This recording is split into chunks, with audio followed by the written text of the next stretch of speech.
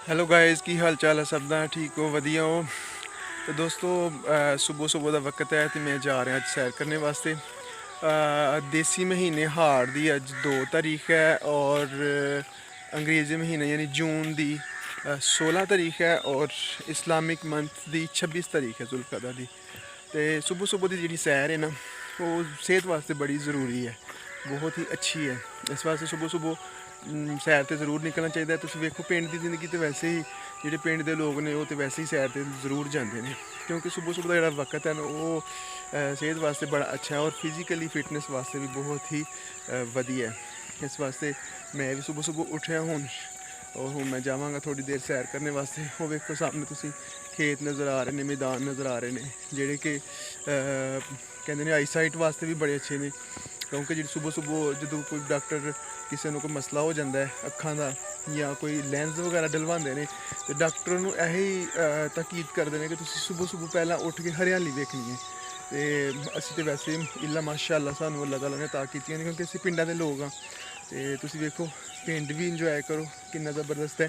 और वो सामने सारा मैदान है, असी खेलने हैं परली साइड पर। यह सामने जो नज़र आ रहा है खेत है, ये नाल नीचे नदी है, छोटी जी नदी गुजरती है और नदी के नाल अगली साइड ते मैदान है और मैदान दे विच बच्चे खेलते हैं, इंजॉय करते हैं।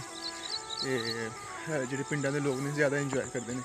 इस वास्ते सुबह सुबह जिस भी जगह पर बंदा रहिंदा होए वर्जिश नूं नमाज नूं अपना मामूल बना लेना चाहिए इंसान नूं, क्योंकि वर्जिश इंसानी सेहत वास्ते बहुत ज़रूरी है। और जी सुबह की सैर है तो वैसे भी इंसानी सेहत वास्ते बड़ी अच्छी है, क्योंकि सुबह सुबह का जो टाइम है सुबह सुबह की जी हवा है ना वो इंसानी सेहत वास्ते बड़ी अच्छी है। जी सुबह की हवा है इंसान को कुदरती तौर पर एक सुकून देती है। सुबह सुबह परिंदियां दी आवाज़ां और ठंडी हवा मैं अपने चेहरे पर फीलिंग लै रहा। तुम देख सकते हो कि अच्छी फीलिंग कितना अच्छा फील कर रहा मैं।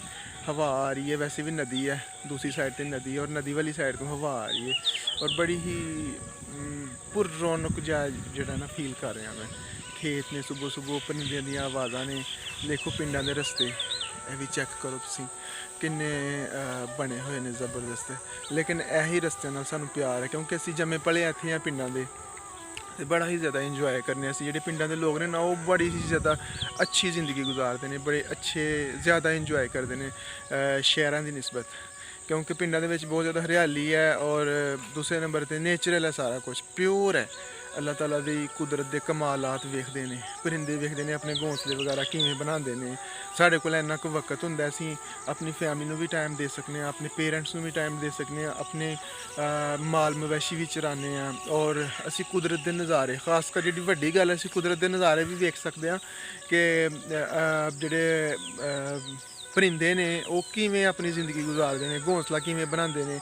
और घोंसले भी एक तरह के नहीं तरह तरह के, जिवें असीं तरह तरह के घर बनाने हैं ना, किसी ने वड्डी कोठी बना ली, किसी ने छोटा घर बना लिया, इस तरह ही परिंदियां की भी जिंदगी है। वो भी किसी ने छोटा घोंसला बना लिया, किसी ने वड्डा, किसी के बच्चे किसी तरह के ने, किसी के अंडे। असीं यह भी देख सकते हैं कि परिंदे किवें अंडे दिंदे ने, किवें बच्चे दिंदे ने और किवें दी जिंदगी गुजारते हैं और सुबह सुबह किवें अल्लाह ताला दी सिफत सुना करते हैं। इस वास्ते सुबह सुबह लाजमी बाहर निकलना चाहिए, शहर तो या पिंड तो बाहर निकल के इंजॉय करना चाहिए और वेखना चाहिए कुदरत के कमालात। तुसीं दसो तुहाडा की शेड्यूल है और तुहानूं किवें लग्गिया। Thank you.